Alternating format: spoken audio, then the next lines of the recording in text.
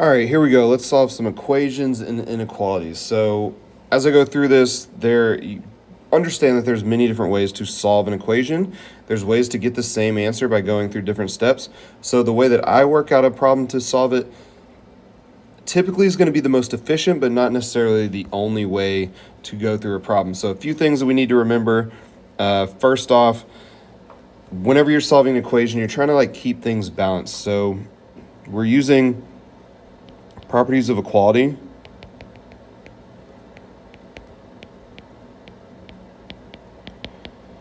Where you are either adding, subtracting, multiplying, or dividing both sides of an equation.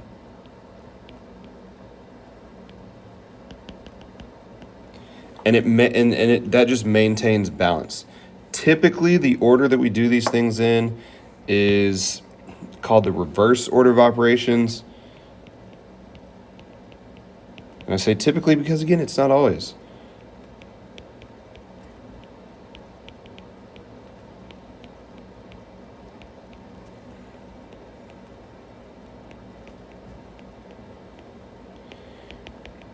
So a lot of times you're going to start with seeing if you can add or subtract something first to both sides, then multiply or divide something to both sides. But again, it's not always like that. But those are kind of like my things that I would say, hey, make sure you write these down. I guess one other thing, whenever you multiply or divide, that happens to all terms in an equation. When you add or subtract, that happens to like terms. Okay, we'll kind of see some examples of what I'm talking about here in a second. All right, first problem, we're going to try to solve for m. We need to get m by itself on that left side of the equation, and we see that there's other stuff on this side of the equation. I'm going to go ahead and zoom in. I have a +4, I have a 3. We need to make those go away. Now, the typical first step here that people would make in error would be to start off by dividing by 3. Here's the deal. Mathematically, you could divide by 3. It's just not efficient. You need to know that all terms, so I wrote a second ago, when you multiply or divide, all terms are affected by multiplication and division. Whenever you add or subtract, only one term per side, the like terms, are affected by that change. So if you divided everything by 3, that would work, but you would end up with this kind of m plus 4/3 equals negative 11/3, and while you're on your way to getting the right answer, most would find that to be inefficient and a little bit more difficult because we're not super used to fractions, and we're not as efficient with fractions as we are with other numbers. So rather than dividing by 3, what I would recommend doing is, and here's a couple tricks. Remember, you got to do something. What you do to one side of the equal sign, you need to do to the other. So I typically draw a line through that equal sign, and then my step here would be, my recommendation would be subtracting 4 from both sides. Now here's the reason that we subtract 4. We are trying to get m by itself. So to get m by itself, we need to cancel out the 4 and the 3. Whenever you have a term that's all by itself, it doesn't have variables in it, or you need that entire term to go away. And whenever I talk about terms are kind of divided by pluses and minuses. If I need this entire term to go away, I'm going to make it go away by subtracting, right? I have this +4, a +4 minus 4 becomes 0. 4 minus 4 is 0. It cancels out. A lot of times I'll just put a big old 0 on top of that. Those cancel out. And I subtracted 4 from the other side as well. That equals negative 15. So the 4's canceled out, leaving me with just 3m plus 0, which is just 3m, equals negative 15. Now is the good time to divide both sides by 3. And watch what happens here. Whenever I do 3 divided by 3, 3 divided by 3 is 1. So this becomes a big old 1. 1 times m is m. And negative 15 divided by 3 is negative 5. A negative divided by a positive is negative. And if you took negative 15 and divided it into 3 groups, you would have negative 5 in each of those groups. And that's it. That's how you solve. So this is a pretty simple 2-step problem. We're going to see ones that are a little bit more complicated than this. But that really is that main gist is do unto one side as you would do to the other.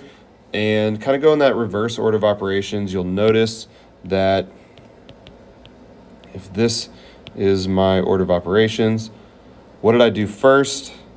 I added or subtracted first, right? I subtracted 4 from both sides.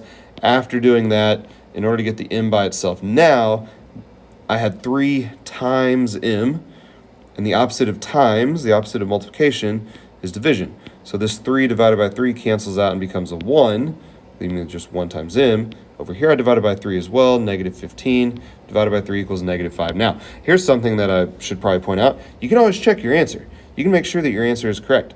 M is equal to negative 5. So if I rewrote the equation as 3 times negative 5 plus 4 equals negative 11, this is the original equation, right? I just took this m and plugged in the negative 5 that I got. So 3 times m became 3 times negative 5 plus 4 equals negative 11, negative 11.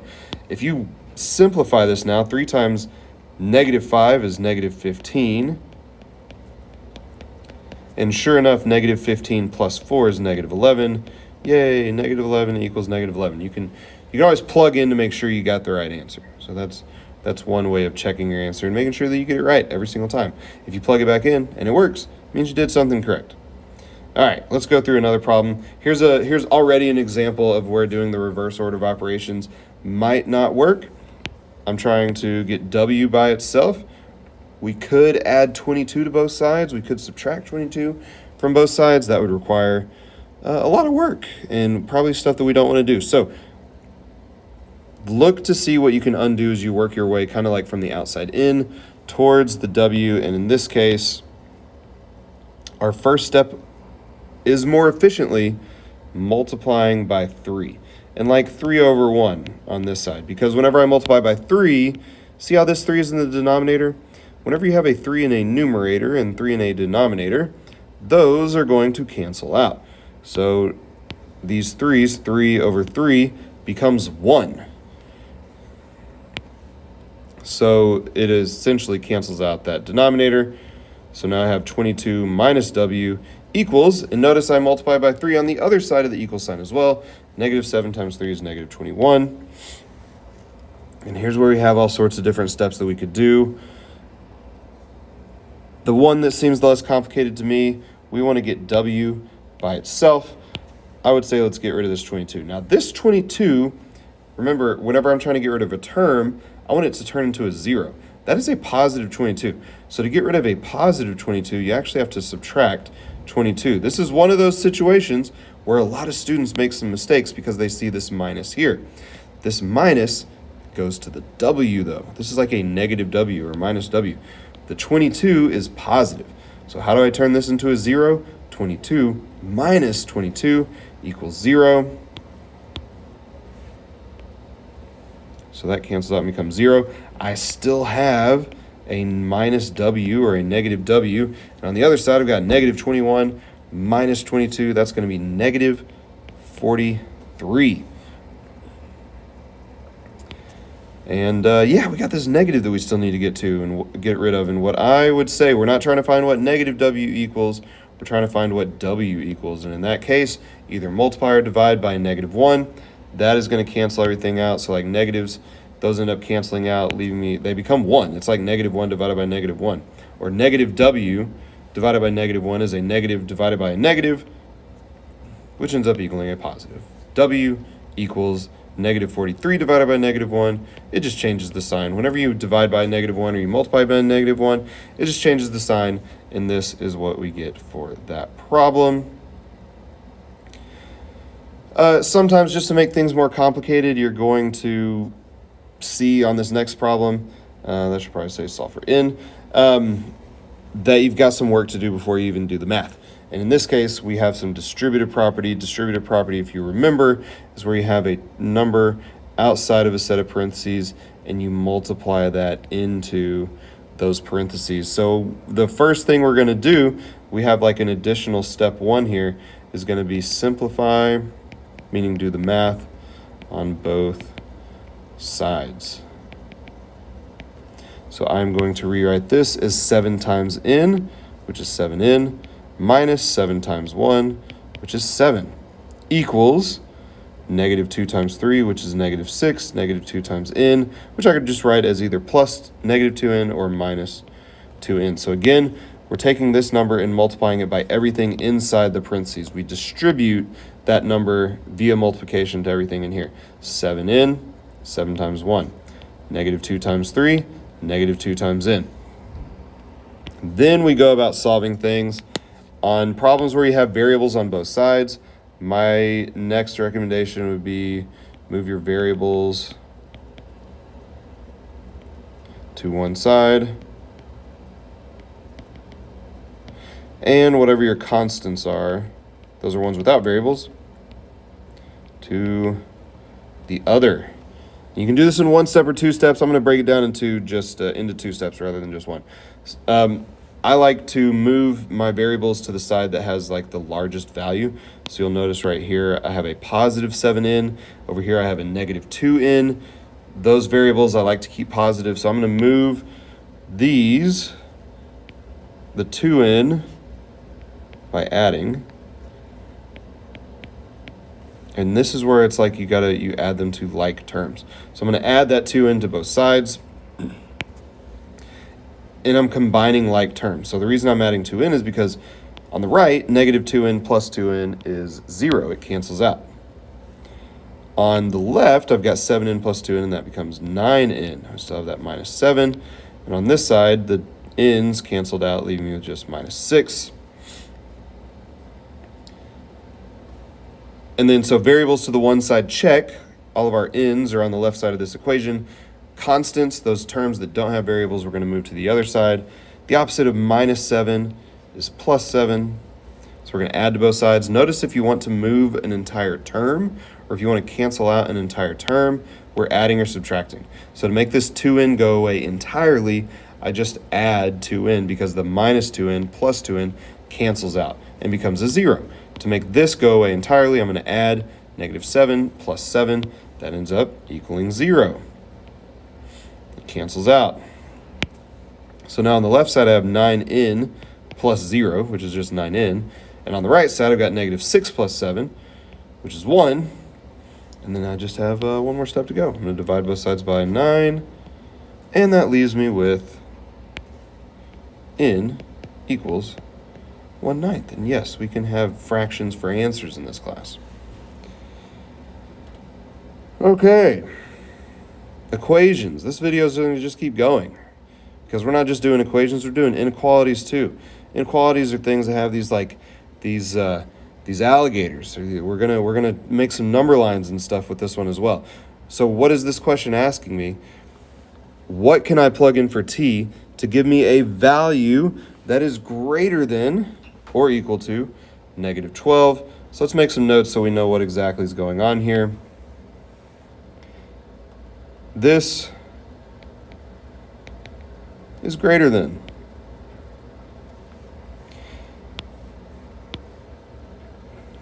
This is less than. Ways that you can remember this. The big side goes first. Greater means bigger. So if the big side goes first, then this is greater than. If the little side goes first, this is less than.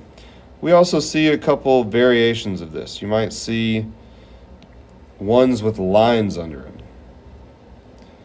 These are going to be either greater, in the case of the first one, or less than, or equal to. So those lines underneath allow for some equality to work. So for example, up top, I could be like 3 is greater than 1. Down here, I could say 3 is greater than or equal to 1. That would be correct. I could also say that 3 is greater than or equal to 3. That would also be correct because of the or equals to. Okay, so the or equals to allows these two values to be equal, whereas if there is no equals, they would have to be the same. So if I wrote 3 is greater than 3, that would be a false statement. 3 is not greater than 3. 3 is equal to 3. And since this one has that phrase or equal to in it, that's kind of like allowed on those grounds.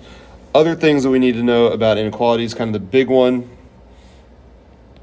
is if you multiply or divide by a negative, you have to flip the inequality. That's kind of your big rule whenever you're solving these. But there's probably some other things that we should write down as stuff to remember. But those are like the big ones that I can come up with now. And as we go through some of these examples, I might make some additional notes. But let's go to the next problem. We're going to solve these using the exact same properties of equality that we saw in the equations part of this video, with a few caveats, such as on this first one, if I'm trying to get t by itself and it's being multiplied, the opposite of multiplication is division.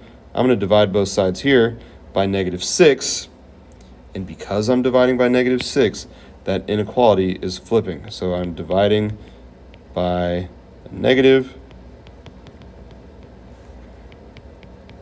and we're going to flip that greater than or equal to being less than or equal to.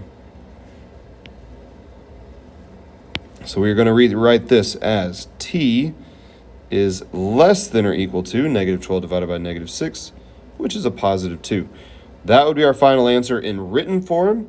We can actually write this out in a number line as well. The way that I like to do number lines is I like to put 0, and then this one is a 2, so I'm going to put a 2 in the more positive direction of in comparison to 0.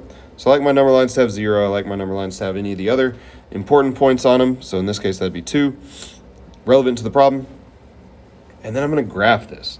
This is going to end up being graphed with a solid dot, and we are going to say t is less than or equal to 2. That's why we have the solid dot, and all the values less than are to the left of 2. So let's talk about graphing real quick. So like I said, there's going to be some other things that come up that I probably should write notes about. Here's one of them. If you have greater than, you're going to have an open circle.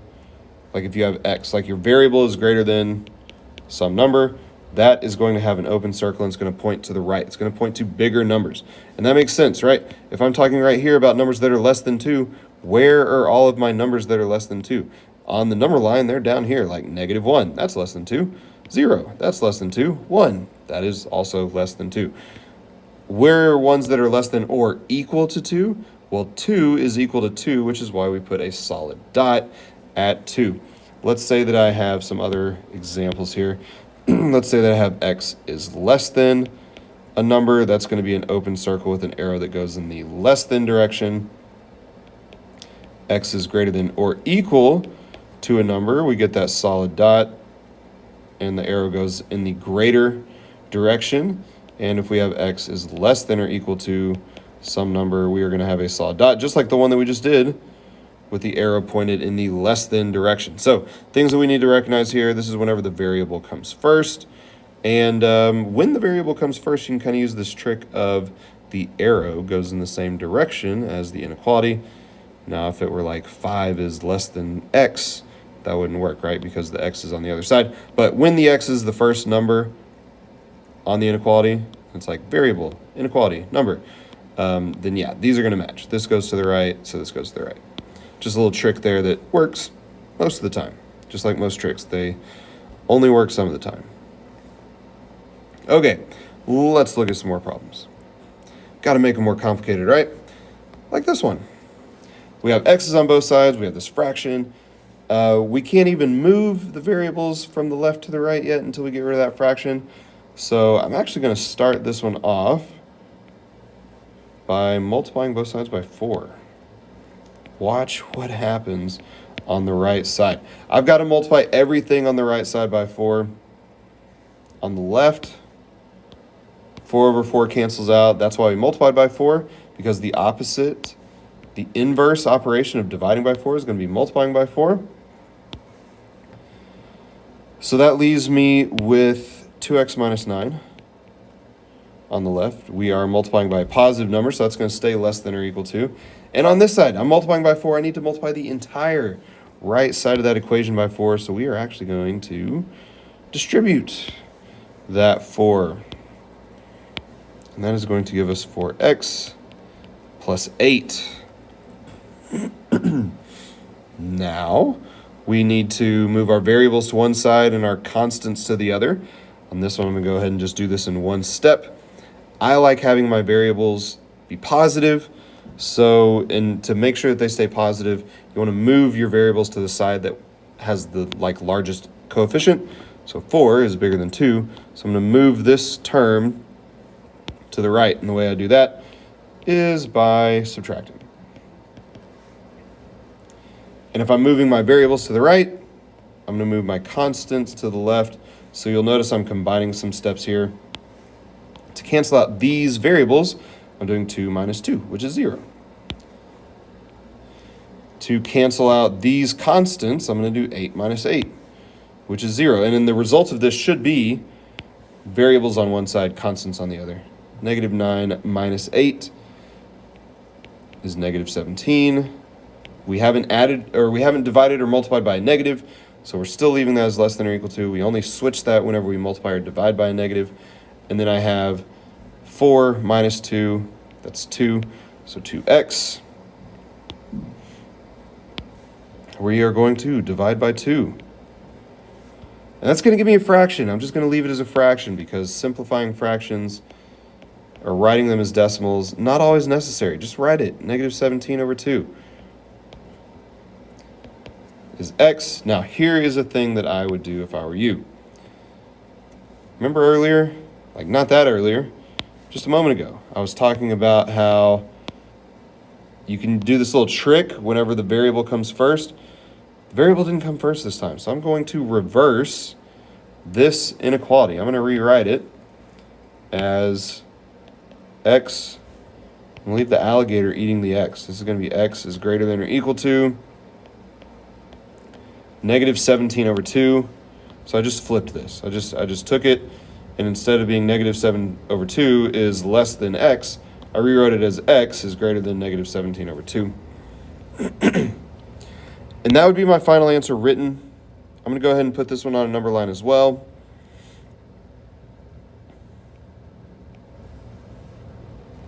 So we've got 0, negative 17 over 2. That's a negative number.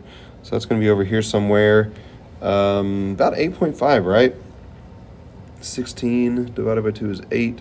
So 17 is going to be 8.5. So this is going to be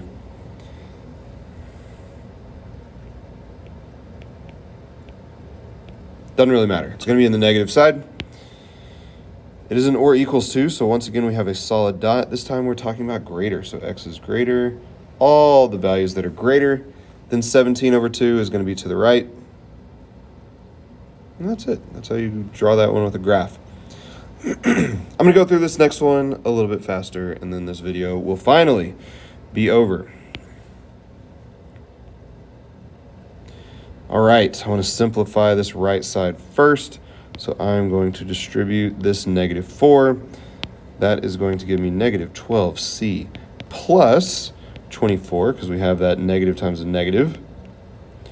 Now I want my constants to be on the left side. I got to get that c by itself, solving for c here. So I'm going to subtract 24, because I want that entire 24 to go away. You add or subtract whenever you want an entire term to be canceled out. 24 minus 24 is 0. 12 minus 24 is negative 12. We are less than negative 12. C, divide both sides by negative 12.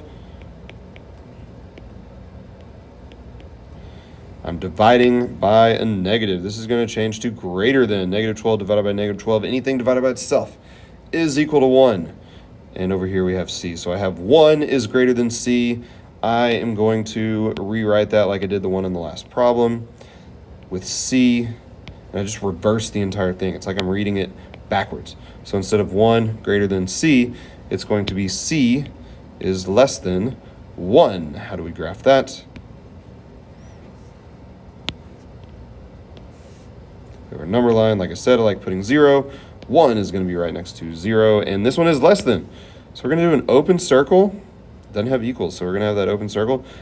What that open circle does is it tells us that the 1 doesn't count, but everything to the left does. So we're going to put an open circle at 1, and less than goes to the left. It goes in the negative direction. So that's how we end up with our arrow going to the left. And like I said earlier, if you have your variable first, then these are going to point in the same direction. This kind of points to the left. This goes to the left.